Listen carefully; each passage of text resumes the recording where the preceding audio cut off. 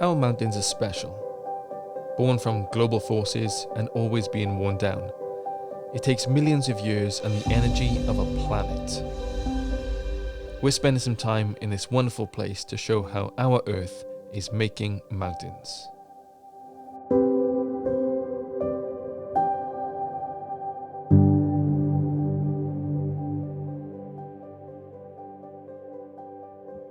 The world can be split into roughly 7 continents: Asia, Africa, North America, South America, Antarctica, Europe, and Australia. Sometimes Europe and Asia are considered one landmass, and we call that Eurasia. Our story in the Alps begins as the African continent moves towards the European continent around 65 million years ago in the Alpine orogeny. When 2 continents collide, they can push some of the land upward to make mountain ranges. The Alps themselves cover 8 countries: Italy, Germany, Austria, Slovenia, Switzerland, Liechtenstein, Monaco, and France. They stretch across 1,200 kilometers of Europe and create a geographical boundary within the world's second smallest continent. When they were created, they'd have been the size of the Himalaya, but over time, chemical and physical processes have worn them down to the height they are today, Mont Blanc being the tallest among the Alps at 4,809 meters. Our journey starts at Chamonix, in France, as our team get their stuff together and head up to the Glacier de Tours to take refuge in the Albert Premier hut.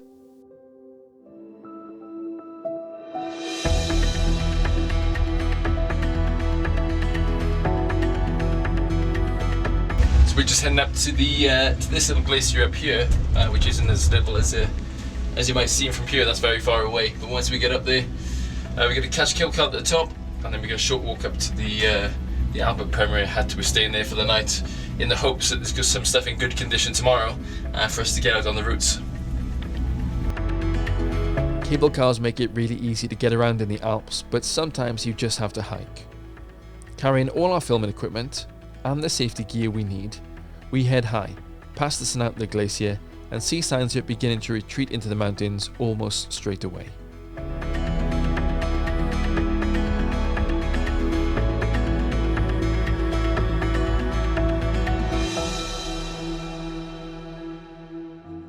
Nice thing about mountain huts is dehydrated food. I reckon they eat better on the space station actually than over here. You can order dinner inside, but that's not for us. To be safe in the mountains, you've got to go out when it's cold. Unfortunately, that means very early in the morning. So after heading out for some last minute snaps, we head inside and get to bed.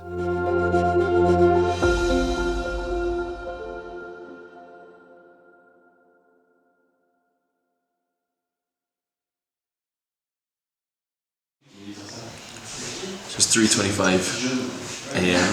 We've just woken up for an alpine start. So a luxury breakfast of cereal and dried milk and a bowl of coffee.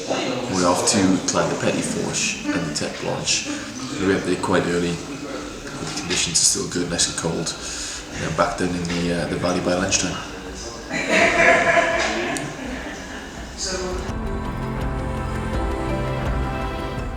Safety is key in the mountains. To find out how they're changing, we need to be in them, walk on them, see them firsthand. But the mountains are full of danger, and we need to be ready.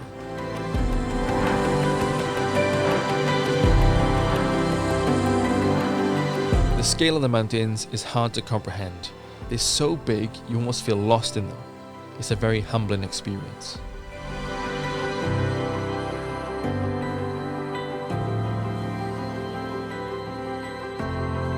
The Tour Glacier is massive. Interestingly, all glaciers move. They pull down the mountain under their own weight. The Tour Glacier moves at a rate of 240 meters every year. That's 50 centimeters every single day. At its longest point, it's 5.3 kilometers long and has an area of 8 kilometers squared.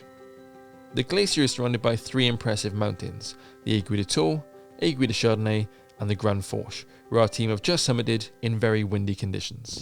7:45, and we set off this morning 3.25 hours ago, so it's taken us 3 hours 45 minutes to get to the Petit Fourche via the Tête Blanche, which is just over the horizon there. And it was a little bit sketchy coming up one of the patches because it's so warm. The snow isn't really in great condition.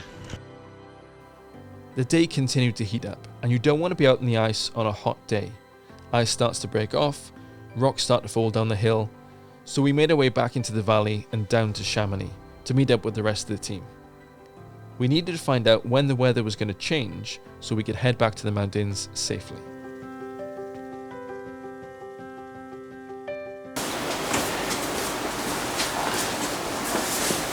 So obviously a great way of knowing what the weather's going to be up to is listening to local weather forecasts. But if you want to do it yourself and you want a bit more detail, it's looking at these things, these surface pressure charts or synoptic charts.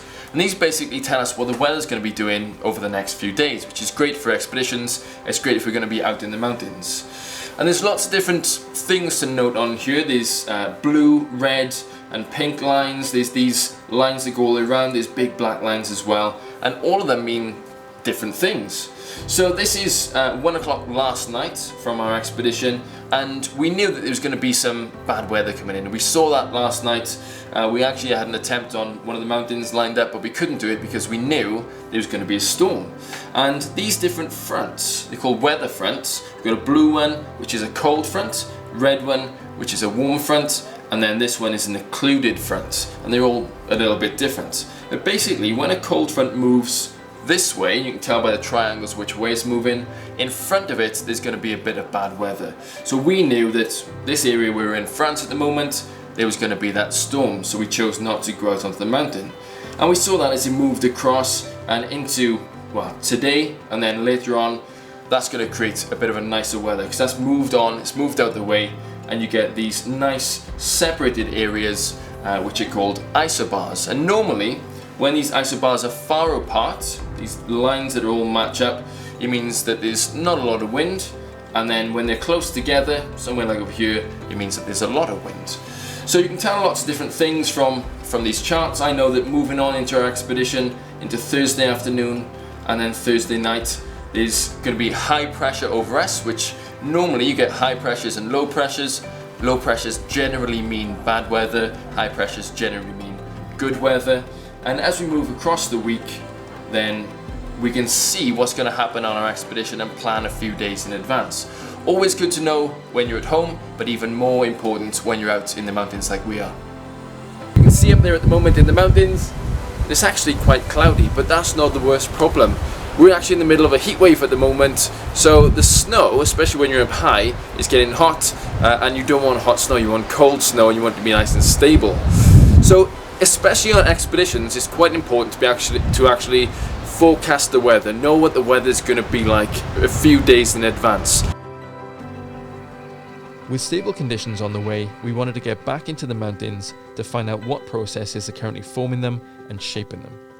If the mountains were once 3,000 meters higher than they are today, what's wearing them down? Today an early start for the Anturus team. We come up on the first train from Montenvers up to the Mer de Glace, this glacier. It's a perfect example of a dry glacier, and it's always been affected by things like climate change and the changing seasons and everything. So we're going to head down the ladders and onto the glacier and spend the day down there. The Mer de Glace literally means sea of ice in French. It's 7.5 kilometers long and 200 meters deep. But if you take into account all the tributary glaciers that feed into it, it's one of the longest and largest glaciers in France.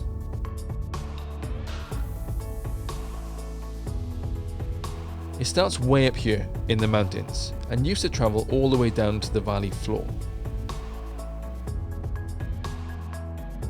The team are close to where the end of the glacier is now, getting ready to head onto the glacier itself. The way down onto these glaciers, you have to go down a series of quite steep ladders. So, lucky enough, we're all confident enough to go down there. But yeah, they are quite steep, to be fair.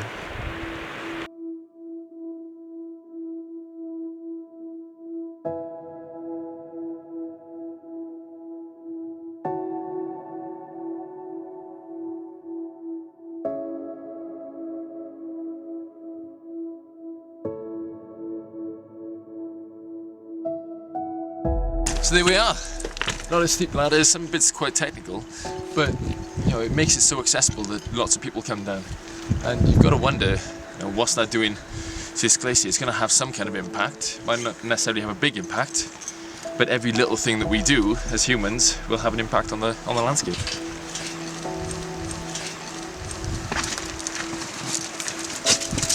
I'm not sure how something that isn't living can look unhealthy, but the Mer Glace looks like it's ill. It's a lot smaller than it used to be, with lots of rocks scattering the surface. We've headed up quite far from where we came down the ladders actually. You can kind of see the station in the background up there. We're heading north of this glacier now.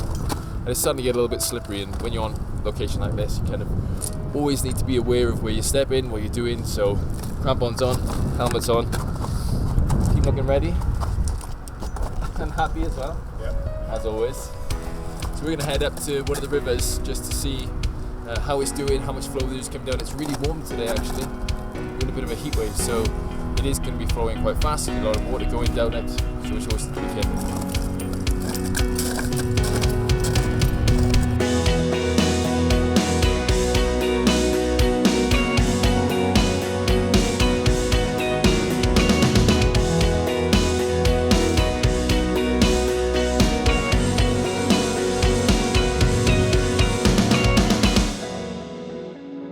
So right now we're on one of the most important glaciers in the French Alps in Europe. It's called the Mer Glace, and it's a beautiful glacier that is absolutely huge, and it runs right from up there in the mountains, comes all the way down through here, down to the valley. It's around 7 kilometers long. In places it's 200 meters deep, and it's always changing. But it's nothing like it actually used to be. You can see all around evidence of where the glacier used to spread. From right up there, you can see the scar lines on the mountain, and it carved this whole valley out. So this particular glacier is a dry one, and what that means is that there isn't a subglacial river that runs down in between the bedrock and the glacier itself, lubricating the bottom of it. So it's still quite active though. It moves at around 1 inch an hour up here on the Mer Glace. So we're actually moving downhill right now. But this whole system, you can see meltwater running around on it anyway, and it doesn't necessarily go down to the bottom of the glacier. But what it's doing is carving out new lines through it and heads down into it, and will create subsurface lakes and channels that move through it. So it's always changing. And through the winters and the summers, the different seasons, you get accumulation in the winter where more snow kind of heads down and will build up on it, and all that snow then will melt through the summer, and you get the meltwater heading out. And through the channels, through these systems, what will happen is you'll have the channels moving down the rivers and down in the crevasses, and then they'll come out of the glacial snout, which is the end of the glacier, which is much more down towards Chamonix Valley. But as we said, this is a very active glacier that's very, very big. And the reason it's moving downhill is because it kind of gets pulled downhill by its own weight. What makes glaciers special is their ability to flow. They move down the hill like very slow ice rivers, and all glaciers do this, no matter if they're the size of football fields or cover huge areas like this one. The way they change the mountain though is by plucking out rocks along the way. They can scrape and scour the mountain to carve huge valleys.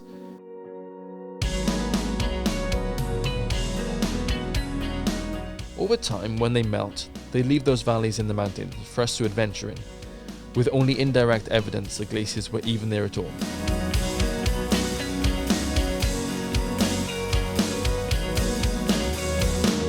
So as it gets pulled downhill, you start to get crevasses forming, cracks in the glacier, and that's where this meltwater that runs across the top starts to dive down underneath and carve new channels, new landscapes within the glacier itself. And if those channels don't find an out somewhere, then they start to build up. And that's where we start to get these glacial lakes forming within the glacier itself. And they can build up and build up and build up.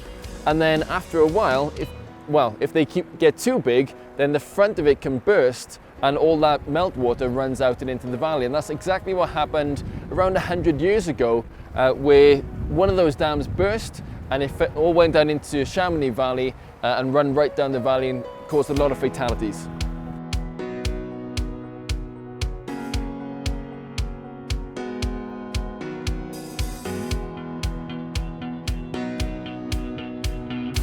So the study of this water, like the crevasse we're in right now, and I can tell you for a fact that, well, I can't see the bottom of this crevasse. The study of this meltwater that runs through here is called glacial hydrology. And it's something that scientists are working on quite closely at the moment because, like we say, all this has implications. If this meltwater runs right down to the bottom of the glacier, it has an implication for how that glacier moves and how it acts. So it's all important data to collect.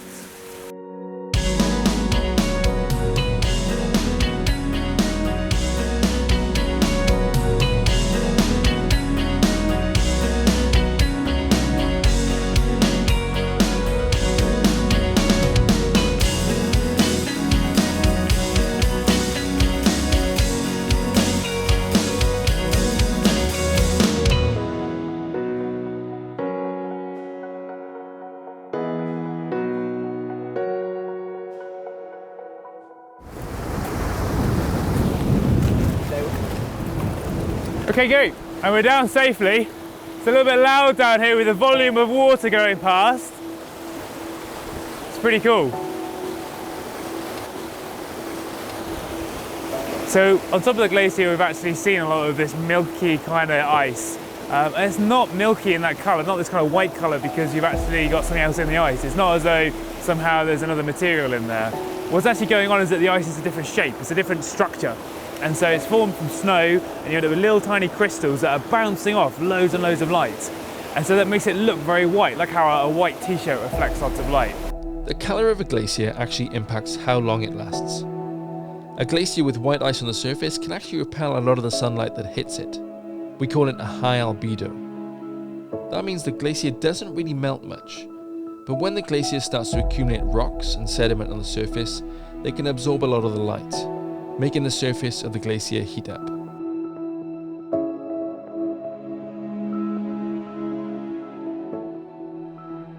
That means along with higher average temperatures, we see a shrinking of glaciers around the planet, and a lot more mountains have no glaciers at all.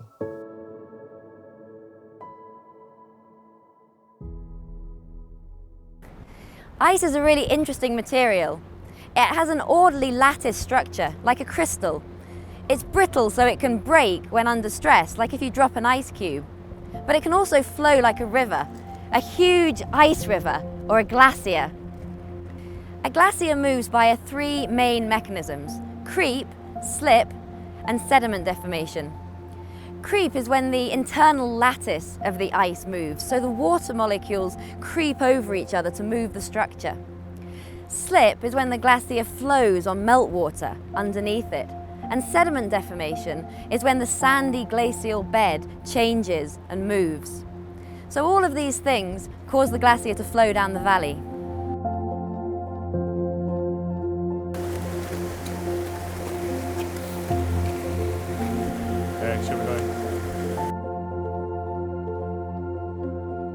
We've come a bit lower down on the glacier now, and we're in one of the meltwater streams that's coming out of the glacier. We're using the same meter again. I'm going to dip it in, just hold it there for a little while. It's quite ferocious water, so we don't want to lose the probe.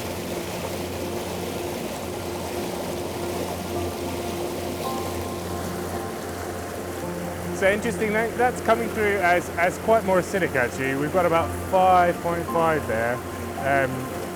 So that might be where it's going over the rocks, and we've had a lot more of the moraine entering into the water. And it's just picking up the different chemicals that are in the rocks, and that's making it a bit more acidic.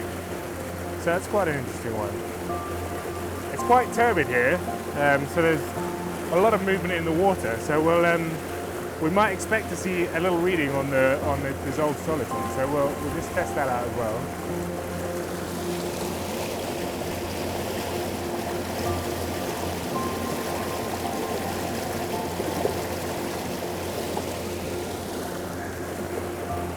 So actually, yeah, we have a very low reading, but a reading nonetheless. So just maybe a little bit of those rocks getting into the water, mixed in with maybe some of the other stuff that's been on the glacier, maybe some organic matter from further up and from the sides of the glacier, just giving us a little reading there. So very interesting, and we'll test that further downstream and as we get into Chamonix and see how it changes as we get down the glacier. As we wrap up our expedition, we know a lot more about this area than we did before, and that's what science does. Over millions of years, the Alps have grown, and processes like these are wearing them back down. It's just how it works, and all part of how the Earth goes about making mountains. Go! You know what that means, guys? That is a wrap! Hey! Experts aren't mine, definitely tested. I want it in. Oh, come in! Yeah.